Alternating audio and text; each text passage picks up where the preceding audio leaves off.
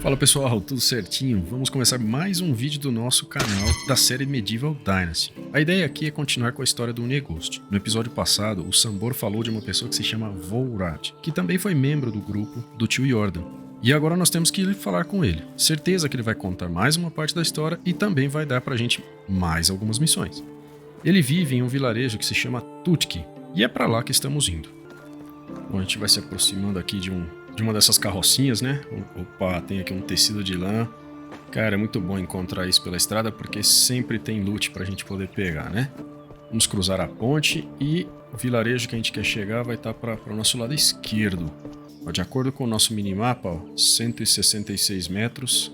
Só a gente seguindo por aqui. Aquele indicador amarelo em cima do nosso mapa, né? Olha lá. E aquilo ali, um texugo? Parece, né? Deixa ele quietinho. Vamos ver se eu consigo caçar um coelho. Ó, tem um coelho paradinho ali, vamos ver. Na mosca. E vamos coletar a carne do coelho, né? Quando que der fome, a gente já tem o que comer. Aqui eu já tô vendo uma casinha. A gente já deve estar no vilarejo. Vamos tentar encontrar o tal do Volrad. Uma galera sentada aqui. Huberta. Alice. Aqui deve ser esse camarada de verde, ó. Ó, ele mesmo. Volrad. Bem, eu seria amaldiçoado. Com licença.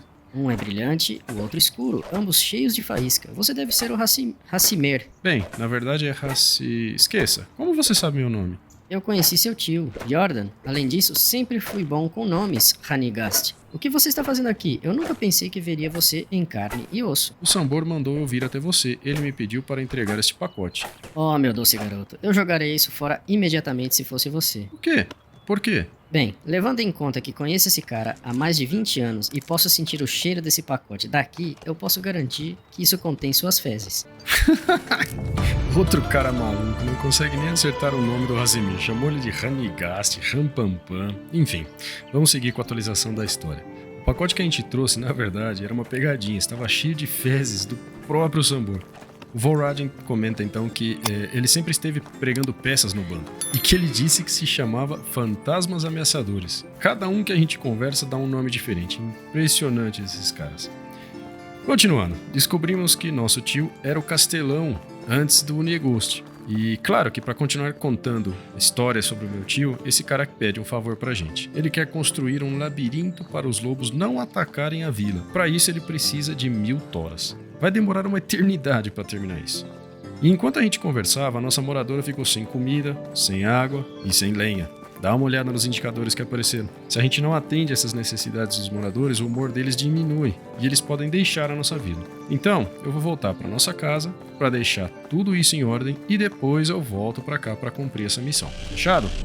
Já deixei um monte de lenha lá na casa da Tibalda para ela não ter mais problema com isso e agora eu vou até o rio para poder encher o odre de água que eu tinha deixado para ela. Ela já esvaziou ele, então agora a gente tem que vir aqui pegar o odre, colocar ele no nosso menu de acesso aqui, escolher ele e aí aparece a opção de encher o odre. Feito. Agora eu deixo lá de volta na casa dela para ela parar de reclamar de sede. Preciso terminar de assar essas carnes aqui antes que eu morro de fome, cara. Não tem mais nada de saciedade. Vamos comer, né? Opa! Nova construção desbloqueada. Oficina 1. E maravilha, mas eu preciso comer. Vamos comer primeiro. Ok, agora sim, vamos dar uma olhada o que é isso aqui em tecnologia. Essas aqui a gente já tinha, né? Armazém e o galpão de madeira. O alojamento de caça a gente também já tinha. Agrícola nada. Aqui, oficina 1. Um tipo de construção de produção. Os trabalhadores empregados aqui fornecerão várias decorações e artigos de utilidades.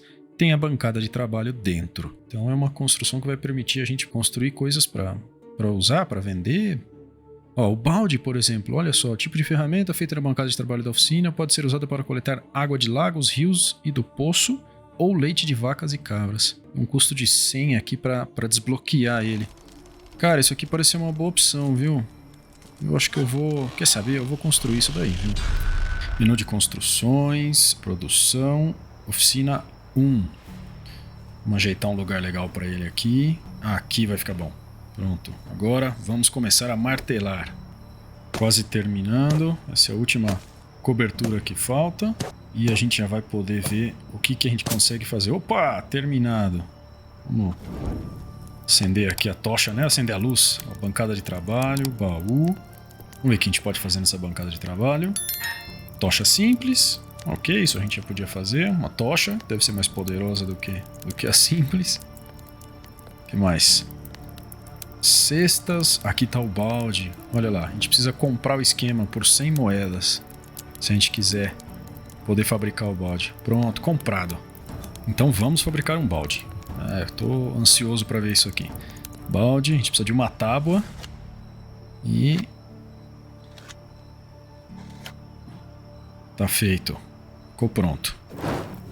Vamos dar uma olhada aqui no inventário. Tá aqui o balde. Bom, agora a gente precisa testar ele, né? Vamos ver como é que funciona esse negócio. Ok, estamos aqui no rio. Assim como a gente fez com o odre aquela hora, a gente precisa equipar o balde. Tá aqui no slot 6. A gente escolhe o balde e aparece a opção encher o balde. Não podia ser mais fácil. Dá licença, hein? Deixa o balde aqui. Olha só, o balde guarda 10 águas. Enquanto o odre guarda 4, o balde guarda 10. Então ele deixa a gente com mais folga, né? O balde dá mais tempo pra gente até o morador precisar de água. Já estou de volta ao vilarejo de Tutki. Já coletei várias toras e vou entregar o primeiro lote aqui para o Volrad. O que está te incomodando, Rudolph? Só para deixar as coisas claras, você estava brincando comigo sobre as toras, certo? O que você quer dizer? Os lobos estão... Sim, você me pegou. Eu estava só brincando. Mas há algo que eu gostaria da sua ajuda. Na verdade, eu preciso que você mate minha vaca. Bom, o lance das toras, no final das contas, era uma brincadeira. Ainda bem, né? Mas ele pede sim um favor. Ele quer que a gente mate a vaca dele, porque ele não consegue. A vaca já não tá mais dando leite e logo a carne vai deixar de ser boa, para poder consumir, né? Para comer. Mas ele tem muitos sentimentos por essa vaca, porque ela cresceu junto com os filhos dele e ele não quer fazer isso. Então, vamos procurar uma vaca que se chama Marila e colocar ela para dormir. Na verdade, a gente ainda não tem que procurar a vaca, nós temos que falar com uma pessoa que se chama Amanda, que deve ser essa daqui. Olá, Olá, você é a esposa de Volrad, certo? essa sou eu, Amanda. E você é? Meu nome é Hassimir, eu sou o sobrinho do Jordan, ou melhor, eu era. Sinto muito, querido. Eu nunca conheci o seu tio, mas Volrad e ele com certeza eram amigos íntimos. Como que posso te ajudar? Na verdade, estou aqui para ajudá-la com o seu problema. Volrad me contou sobre a Marila. Oh, você vai ajudar esse bebezão a abater ela? Sim, Finalmente, obrigada por isso. Volte para mim quando terminar, vou te recompensar com uma coisinha. eu farei isso. Bom, agora sim a gente vai procurar a vaca que se chama Marila, né? Ok. Não aparece no minimapa, então acho que a gente vai ter que sair circulando por aqui realmente e procurar, né? Ó, aqui tem uma vaca, podia ser ela. Aê, Marila! Tudo bem, o que a gente faz? Simplesmente dar uma porrada nela? Vamos ver com a faca. Opa! Opa! Pronto. Matamos a Marila. Vamos esfolar ela, né? Pra não perder a carne. Ó, 5 couros e 10 carnes. Agora a gente tem que falar com o Volrad. Então vamos lá. Deve estar aqui no campo ainda. Ah, ele lá. Como foi? Eu matei. Então você realmente fez isso, hein? Não era isso que você queria? Queria? Não, mas acho que isso tinha que acontecer. Que tal uma boa história sobre o bando então? Naturalmente. Volrad conta que antes de se juntar ao bando ele era um vigarista comum, um jogador de dados. Ele disse que era muito bom, mas que o Jordan percebeu que ele trapaceava. Só que mesmo perdendo, o tio Jordan sorriu, apertou a mão dele e foi embora. Então o Volrad resolveu seguir ele, mas foi surpreendido pelo Sambor, que agarrou ele pelo pescoço e ameaçou matar ele se ele não fosse embora. Mas ao invés de ir embora, ele continuou seguindo eles, mesmo tendo apanhado do Sambor. Igual um cachorro de rua que não tem pra onde ir, ele continuou seguindo o bando até que finalmente ele se tornou parte deles. Ridículo, mas funcionou. Ele também contou de outro membro do bando, que se chama Kestrel, e que, segundo ele, era a segunda pessoa no comando. E disse para perguntar sobre ela para o Uniegost, porque ele não iria falar mais nada sobre esse tema. Estamos de volta a Gostóvia, vamos procurar o Uniegost para perguntar, né? Bom, provavelmente ele vai perguntar sobre a Kestrel, né? Que foi a pessoa que o Volrad comentou pra gente que também faz parte do bando. Então vamos... Ele deve estar dormindo, mas a gente já sabe que não importa, né? Vamos acordar ele. Olá, filho. Olá, Uniegost. Quanto tempo? Muito tempo, Hassimir. Como você tem estado? Excelente, eu encontrei o Volrad recentemente. Estou feliz, parece que você está seguindo o caminho do passado do Jordan, exatamente como você queria. Eu estou, e é por isso que estou aqui na verdade. Eu queria te perguntar sobre a Kestrel. Oh, então você já ouviu falar dela.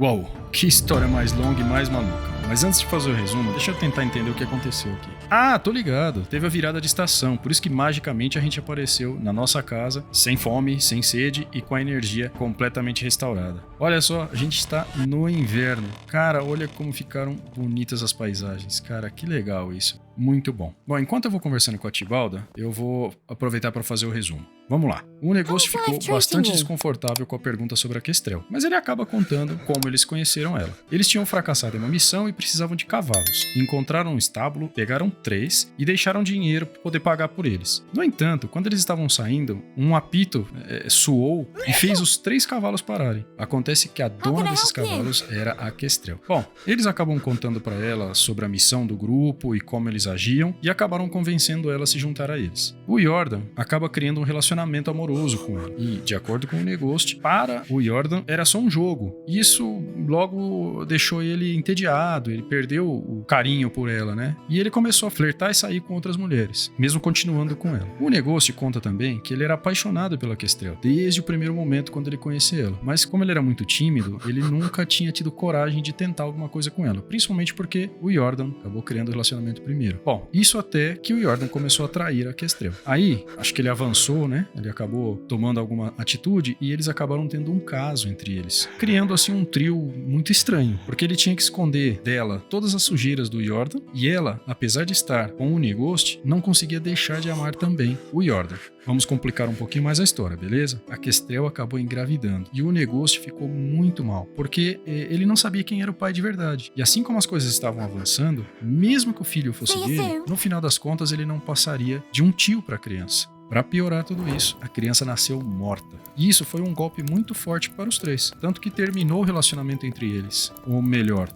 entre eles com a Kestrel. Então acabou que a Kestrel ficou sozinha, sem filho e sem os 2 amores da vida dela. E para finalizar, a gente tem que voltar a falar com o Sambor para poder descobrir onde a Kestrel vive, já que o Negostia não sabe. Mas isso vai ficar para outro dia, para outro momento. Assim como os temas do inverno. Não sei se vocês repararam, apareceu um indicador de temperatura ali que a gente vai ter que entender como é que isso impacta a nossa vida. Mas como eu falei, vai ficar para outro momento, para outro vídeo, porque esse eu vou terminando por aqui.